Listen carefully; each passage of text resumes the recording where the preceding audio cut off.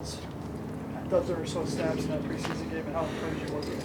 Yeah, I think he had a little different process getting ready for the season, and I thought he did a nice job in the last game. We had that planned, kind of a build-up to that last game, and I think he felt good about it. You get out there in an uncontrolled setting like a ball game, get knocked around. You had to change direction a bunch of times. You had to block.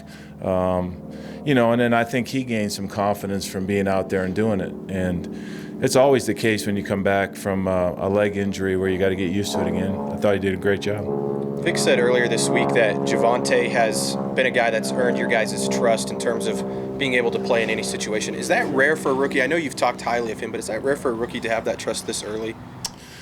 No, I don't know if it's rare. I mean, I think we expected him to have an impact. I was around a guy, Saquon Barkley, who, we ran the tires off of him, and he was Rookie of the Year, and he was ready for it, and he did a great job. And, we expect Javonte to come out and play it at a high level, much like Saquon did as a rookie. Any pride you have in, drafting Daniel Jones and developing him through the first year there for him? Well, I got a lot of pride in all the players that I've worked with. Certainly, you point to the quarterbacks that you've worked with in the past. I root for those guys. Worked really hard with those guys in that building for 2 years, and, I sort of root for them. Not so much this week probably, but, I want them to have success. In the year that you had Daniel, what areas did he get better? Well, he was a rookie. He came in, he's very talented.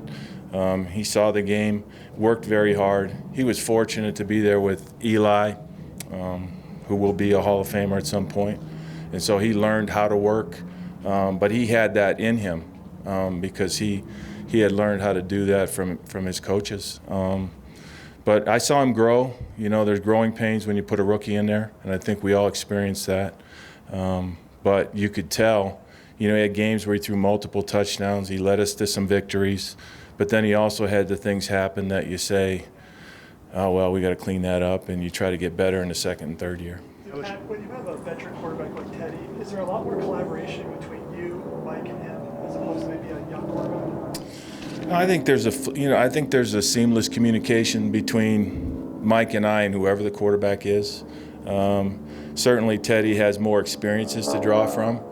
There's certain elements of what we do on offense that he likes better than what Drew did, and so you let them run with it, whether it be things in the cadence that he likes, plays that he likes, checks that he wants to make in certain situations. And so that kind of goes with the player that you're working with, their talent and their experience, and he's got a lot of that. First game brings challenges because guys haven't played together for 4 quarters. Maybe conditioning's an issue. You're on the road. What role with Teddy's leadership could that play in a game like this as he makes his debut? I think it's huge, because Teddy's been in a bunch of different scenarios, a bunch of different offenses, bunch of different settings, and I think the veteran presence is good, especially for some of the young players that'll be in there and will be dependent on. And so I think that's a good thing.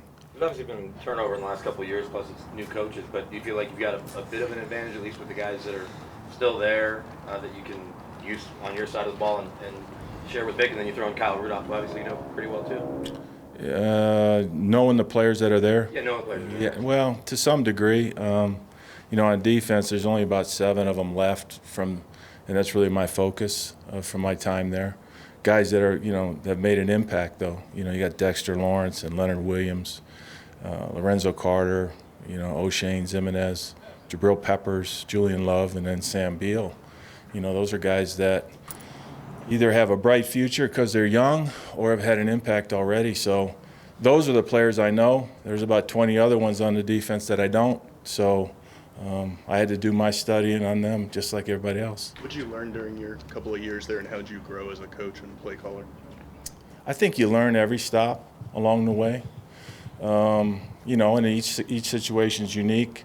I learned a lot of things probably not to share in this setting. But I got a great deal of respect for the Giants, their coaches, their players. And as I mentioned earlier, any player or coach that I ever work with, I'm rooting for.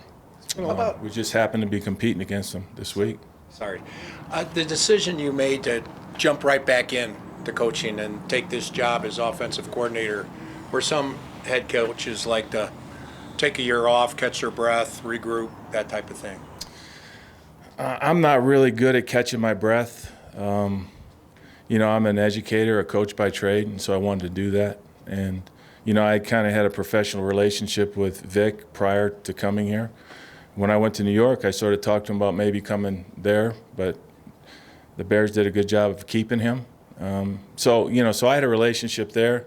I wanted to coach. It's what I do, and I wanted to go somewhere and have an impact. Pat, you mentioned the checks that Teddy may like to do, and this is, has some familiarity with the system, but it's still game one. How much does he have liberty at the line of scrimmage in terms of changing things? I think he has liberty. I mean, there's certain plays we're going to run regardless, and he knows that.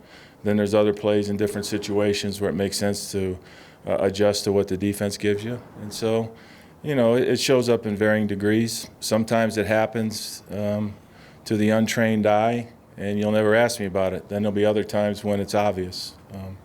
Sometimes an audible is very, very obvious to everybody watching by word or gesture. And then there's a lot of other subtle things that happen that nobody will even know. Coach, Teddy talks about playing with a better sense of urgency in terms of what he's learned from 1 year to this year. Sure. What does that mean to you? Well, I think urgencies, we start fast. I think that's the one good thing that we did in the preseason. We harped on it and we talked about it. I think it's important to get out to a good start, and we were fortunate to score, on some of our early drives in the preseason, and so we talked about that. I think it's easier to win the game when you're ahead early. I think you make it hard on yourself if you're always trying to shoot three-pointers at the buzzer, and so that's where the urgency piece comes in. Do you think you'll have a different approach at the beginning of games this year than last year? Does that mean something fundamental to you? That's probably a question for Teddy. I couldn't answer that for you. Pat, Bobby Massie, first up at right tackle. What did you like about his preseason and how he fits into what you call? Yeah, I think he's done a really good job. He's very diverse. I think he's good in pass protection, but he's also good in the run game. And for us, it sort of starts with the run, whether we're in big people or little people. And I like his veteran presence as well. He's pretty settled and calm out there. So even when he gets edged a little bit, or he can find a way to kind of save the down. Which is good because it happens when you're blocking really good players. And he's got a veteran way about him. I appreciate, we were talking about cadence yesterday just off to the side. And so that's what veteran players do. And so when you have that kind of a mindset, I think it helps you. What makes the Giants secondary so good? Is it disguise? It's talent when you watch them on film? Well, I think it's both. I think their scheme is excellent. I think Patrick does a good job with their scheme. It fits for them. They're very talented in the back end, with Bradbury, and they brought in Adoree and Darnay. Those are, and then I was with Jabril, Logan. They've got guys back there with a veteran presence that kind of run the show. They're good at what they do. There's times when they try to keep it in front of you and not allow you to get a big play, and then there's other times when they screw down on you and challenge you, and then there's times when they pressure. So it's a combination of both. They have really good players, and they have a scheme that they execute well and they believe in. For that good start that you say you like to get off to, how important is the work on the script, and how much of the game do you like the script at the start? Well, we always have openers. I've always done that all the way back to, when I learned it from Andy Reid. Everybody has different ways of phrasing it, the first 15 or openers or whatever. And typically you have things that you want to do. Normally in the first and second down setting, typically if you get to third down and you go to that list, then you bounce back and forth. But there's certain things you want to see early that you try to get through. I don't think that's uncommon. Going back to something you said earlier, networking plays a role in every business. The fact that you tried to get Vic to New York, to what extent did that play a role in maybe you coming here? I don't know. I think we're all career coaches. We all kind of interconnect in a lot of different ways. I don't know. Again, that's a better question for Vic. But again, I believe in our business. I believe in the players we coach. I really look forward to working with all the coaches that I work with, And somewhere along the line, you know, if you're in this business long enough, you're going to cross paths with a lot of people. Thanks, Thanks, Pat. Pat.